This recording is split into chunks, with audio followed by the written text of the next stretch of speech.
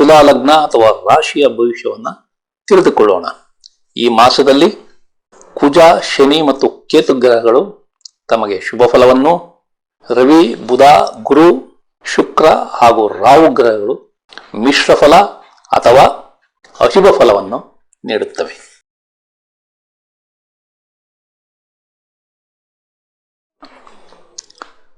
ಆತ್ಮೀಯರೇ, ತಮಗೆಲ್ಲ astro secret by Shiva ಚಾನಲ್ಗೆ ಆತ್ಮೀಯ ಸ್ವಾಗತ. ತಾವೆಲ್ಲ ಪ್ರೀತಿ ವಿಶ್ವಾಸದಿಂದ ನನ್ನ ಚಾನಲನ್ನು ವೀಕ್ಷಣೆ ಮಾಡುತ್ತಿದ್ದೀರಿ. ನಾನು ಜ್ಯೋತಿಷ್ಯದಲ್ಲಿ ಕಲಿತ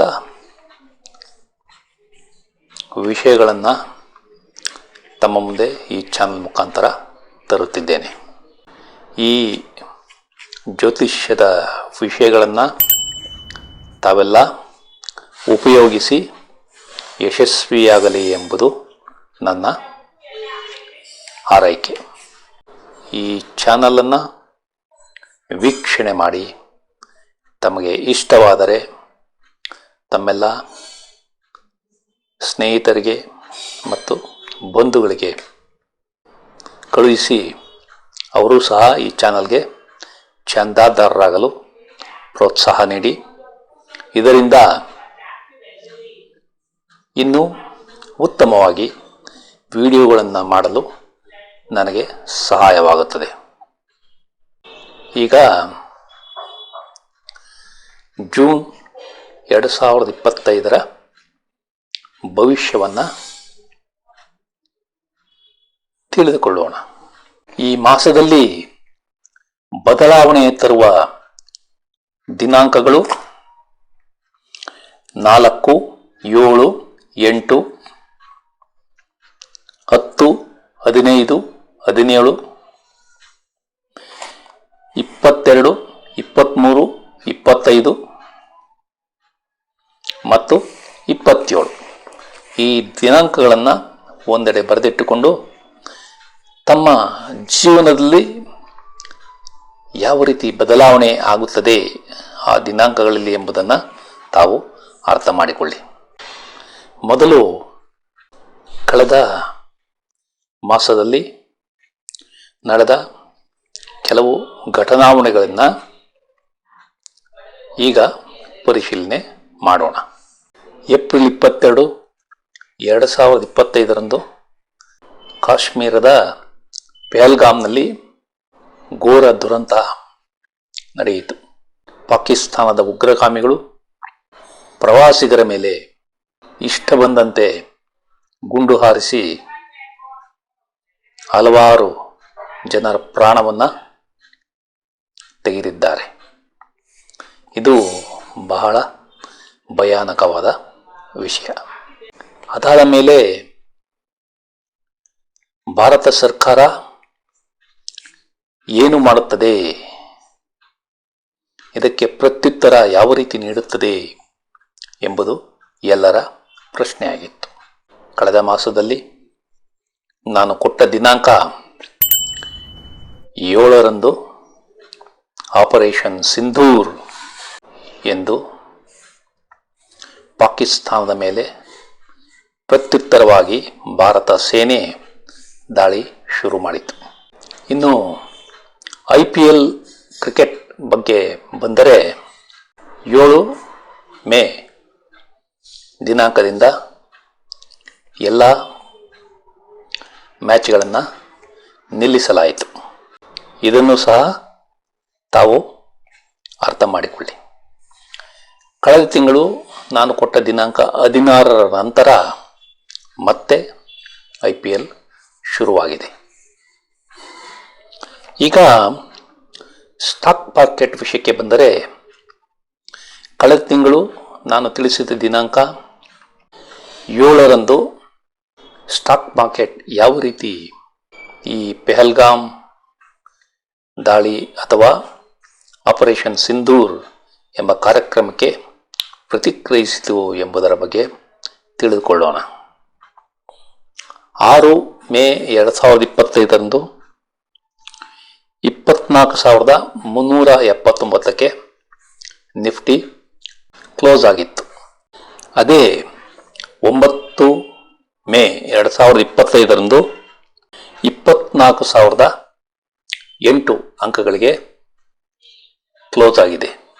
ಆ ದಿನ 23,935 ಇದು ಲೋ ಆಗಿತ್ತು.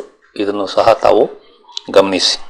ನಂತರ ಪಾಕಿಸ್ತಾನದ ಮೇಲೆ ಭಾರತ ಸರ್ಕಾರ ದಾಳಿಯನ್ನು ನಿಲ್ಲಿಸಿದ ಮೇಲೆ 12 ಮೇ 2025 ಈ ದಿನಾಂಕವನ್ನು ಸಹ ತಾವು ಪರಿಶೀಲನೆ ಮಾಡಿ. ಆ ದಿನದಂದು ನಿಫ್ಟಿ 24,924ಕ್ಕೆ ಮುಕ್ತಾಯಗೊಂಡಿದೆ. ಅಂದರೆ ಆ ದಿನ 3% ರೈಸನ್ನು ಕಂಡಿದೆ. ಇದು 4 ವರ್ಷಗಳಲ್ಲಿ ಒಂದೇ ದಿನದಲ್ಲಿ ಕಂಡ ಅತ್ಯುತ್ತಮ ಏರಿಕೆ. ಇದನ್ನು ಸಹ ತಾವು ಅರ್ಥ ಮಾಡಿಕೊಳ್ಳಿ.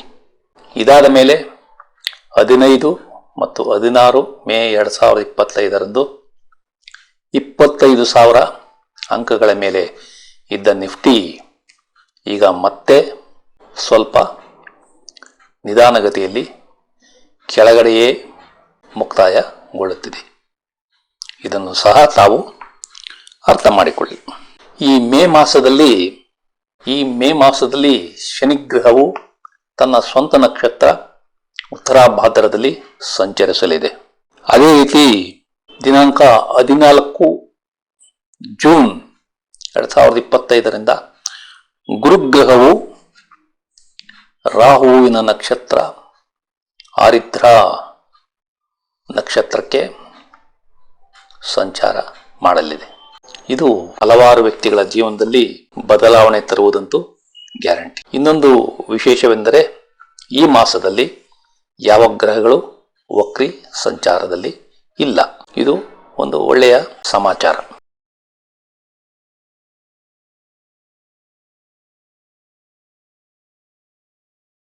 ನಿಮ್ಮ ಸ್ನೇಹಿತರು, ಹಿಂಬಾಲಕರು ಮತ್ತು ಸಹೋದ್ಯೋಗಿಗಳಿಂದ ನಿಮಗೆ ಉತ್ತಮ ಸಹಾಯ ಸಹಕಾರ ಸಿಗಲಿದೆ. ನಿಮ್ಮ ಆಶಯಗಳು ಆಕಾಂಕ್ಷೆಗಳು ಈ ಅವಧಿಯಲ್ಲಿ ಕೈಗೂಡಲಿವೆ. ನಿಮ್ಮ ಪಾಲುದಾರರ ಜೊತೆ ಉತ್ತಮ ಬಾಂಧವ್ಯವನ್ನು ಹೊಂದುತ್ತೀರಿ. ನೀವು ಯಾವುದಾದರೊಂದು ಕಾಯಿಲೆಯಿಂದ ಆಸ್ಪತ್ರೆ ಸೇರಿದ್ದರೆ ಅದರಲ್ಲಿ ಮುಕ್ತಿ ಹೊಂದಿ ಬಿಡುಗಡೆ ಭಾಗ್ಯವನ್ನು ಪಡೆಯುತ್ತೀರಿ. ನಿಮ್ಮ ತಾಯಿ ಸಂತೋಷದಿಂದಿದ್ದು ಒಳ್ಳೆಯ ಆರೋಗ್ಯ ಇರುತ್ತದೆ. ನಿಮ್ಮ ಮನೆಯಲ್ಲಿ ಶಾಂತವಾದ ವಾತಾವರಣ ಇರಲಿದೆ. ನಿಮ್ಮ ಮಕ್ಕಳ ಸ್ಕೂಲ್ ವಿದ್ಯಾಭ್ಯಾಸ ಯಶಸ್ಸು ಕಾಣಲಿದೆ. ನಿಮ್ಮ ಹಣಕಾಸು ಮತ್ತು ಸಂಪತ್ತು ಈ ಅವಧಿಯಲ್ಲಿ ಹೆಚ್ಚಾಗುವುದಿಲ್ಲ. ನಿಮ್ಮ ಕುಟುಂಬದಲ್ಲಿ ಮಕ್ಕಳ ಜನನ ಅಥವಾ ಮದುವೆಯಿಂದ ಸದಸ್ಯರ ಸೇರ್ಪಡೆ ಆಗುವುದಿಲ್ಲ. ನೀವು ಬಂಗಾರದ ಒಡವೆಗಳನ್ನು ತೆಗೆದುಕೊಳ್ಳಬೇಕೆಂದರೂ ಈ ಅವಧಿಯಲ್ಲಿ ಅದು ಸಾಧ್ಯವಿಲ್ಲ. ನಿಮ್ಮ ಸ್ಟಾಕ್ ಮತ್ತು ಶೇರ್ ವ್ಯವಹಾರ ನಷ್ಟ ಹೊಂದುವ ಸಂಭವ ಇದೆ. ಹುಷಾರಾಗಿರಿ. ನಿಮ್ಮ ತಂದೆಯ ಆರೋಗ್ಯ ಸಮಸ್ಯೆ ಸುಧಾರಣೆ ನಿಧಾನವಾಗಲಿದೆ. ನಿಮಗೆ ಕೋರ್ಟ್ ಕೇಸ್ಗಳು ಮತ್ತು ಬೇಡದ ಸಾಲಗಳು ಅಂಟಿಕೊಳ್ಳುವ ಸಂಭವ ಇದೆ. ನಿಮ್ಮ ಸಂಗಾತಿ ಅಥವಾ ಪಾಲುದಾರರಿಗೆ ಅಪಾಯವಿದೆ, ಎಚ್ಚರ ಇರಲಿ. ನಿಮ್ಮ ಕೆಲಸ ಮಾಡುವ ಹುಮ್ಮಸ್ಸು ಕಡಿಮೆ ಇರಲಿದೆ. ನಿಮ್ಮ ಬುದ್ಧಿಮತ್ತೆ ಮಂಕಾಗಿ ಓದುವ ಹಂಬಲ ಕೂಡ ಕಡಿಮೆ ಆಗಲಿದೆ. ನೀವು ಈ ಅವಧಿಯಲ್ಲಿ ಅಗ್ರಿಮೆಂಟ್ಗಳ ಸಹಿಯನ್ನು ಮಾಡಲು ಸಾಧ್ಯವಿಲ್ಲ. ನಿಮ್ಮ ಮನೆ ಬದಲಾವಣೆ ಪ್ರಯತ್ನ ಅಥವಾ ಮನೆ ಮಾರಾಟದ ಪ್ರಯತ್ನ ಈ ಅವಧಿಯಲ್ಲಿ ಸಾಧ್ಯವಿಲ್ಲ. ನೀವು ಆಸ್ತಿ ವಿಭಜನೆ ಮಾಡಬೇಕೆಂದಿದ್ದರೆ ಈ ಅವಧಿಯಲ್ಲಿ ಅದು ಸಾಧ್ಯವಿಲ್ಲ. ನಿಮಗೆ ಕೆಲಸದಲ್ಲಿ ಯಶಸ್ಸು ಕಷ್ಟವಾಗಲಿದೆ. ಈ ಅವಧಿಯಲ್ಲಿ ನಿಮಗೆ ಕಾರ್ಮಿಕರ ಸಹಕಾರ ಸರಿಯಾಗಿ ಸಿಗುವುದಿಲ್ಲ. ನೀವು ಈ ಅವಧಿಯಲ್ಲಿ ಸಾಲವನ್ನು ಕೊಡಬೇಡಿ, ಏಕೆಂದರೆ ಕೊಟ್ಟ ಸಾಲ ವಾಪಸ್ ಸಿಗುವುದು ನಿಧಾನವಾಗಲಿದೆ. ನಿಮಗೆ ವ್ಯಾಪಾರದಲ್ಲಿ ಅಥವಾ ಕಚೇರಿಯಲ್ಲಿ ಬಾಕಿ ಬರಬೇಕಾದ ಹಣ ನಿಮ್ಮ ಕೈ ಸೇರುವುದು ನಿಧಾನವಾಗಲಿದೆ. ನೀವು ಬಾಡಿಗೆಗಾಗಿ ಮನೆಯನ್ನು ಅಥವಾ ವಾಣಿಜ್ಯ ಮಳಿಗೆಯನ್ನು ಕೊಟ್ಟಿದ್ದರೆ ಆ ಬಾಡಿಗೆದಾರರಿಂದ ತಾವು ಕಿರಿಕಿರಿಯನ್ನು ಅನುಭವಿಸುತ್ತೀರಿ. ನಿಮ್ಮ ದ್ವೇಷ ಮತ್ತು ಅಸೂಯೆಗಳು ಈ ಅವಧಿಯಲ್ಲಿ ಜಾಸ್ತಿಯಾಗಲಿವೆ. ನಿಮ್ಮ ತಂದೆಯ ಕೆಲಸ ಅಥವಾ ವ್ಯಾಪಾರದಲ್ಲಿ ಯಶಸ್ಸು ನಿಧಾನವಾಗಲಿದೆ. ನಿಮ್ಮ ಪಾಲುದಾರರು ವ್ಯವಹಾರದಲ್ಲಿ ನಿಧಾನವಾಗಿ ಹೂಡಿಕೆ ಮಾಡಿದರೂ ಅವರಿಗೆ ಒಳ್ಳೆಯ ಲಾಭ ಸಿಗಲಿದೆ. ನಿಮ್ಮ ಕಾಯಿಲೆಗಳು ಕಡಿಮೆಯಾಗಲಿವೆ. ನೀವು ಸಾಲಕ್ಕಾಗಿ ಯತ್ನಿಸಿದರೆ ಈ ಅವಧಿಯಲ್ಲಿ ಅದು ಸಾಧ್ಯವಿಲ್ಲ. ನಿಮ್ಮ ಮದುವೆ ನಿಶ್ಚಯ ನಿಧಾನವಾಗಲಿದೆ. ನಿಮ್ಮ ಸಂಗಾತಿಯೊಂದಿಗೆ ಕಿರಿಕಿರಿಯನ್ನು ಅನುಭವಿಸುತ್ತೀರಿ. ನೀವು ನಿಮ್ಮ ವ್ಯವಹಾರದಲ್ಲಿ ಪಾಲುದಾರಿಕೆ ಮಾಡುತ್ತಿದ್ದರೆ ಪಾಲುದಾರರ ಜೊತೆ ಜಾಗೃತವಾಗಿ ವ್ಯವಹಾರ ಮಾಡಿ. ನಿಮ್ಮ ಕೋರ್ಟ್ ವ್ಯಾಜ್ಯಗಳು ಮತ್ತು ದಾವೆಗಳ ಯಶಸ್ಸು ನಿಧಾನವಾಗಲಿದೆ. ನೀವು ಕಾಂಟ್ರಾಕ್ಟ್ ಮಾಡುತ್ತಿದ್ದರೆ ಲಾಭ ಕಡಿಮೆ ಇರಲಿದೆ. ನಿಮ್ಮ ಪ್ರಯಾಣಗಳು ಕಿರಿಕಿರಿಯಿಂದ ಕೂಡಿರುತ್ತವೆ. ನೀವು ವಿದೇಶದಲ್ಲಿನ ಯಶಸ್ಸು ಮತ್ತು ಸಂಬಂಧಗಳ ಬಗ್ಗೆ ಹುಷಾರಾಗಿರಿ.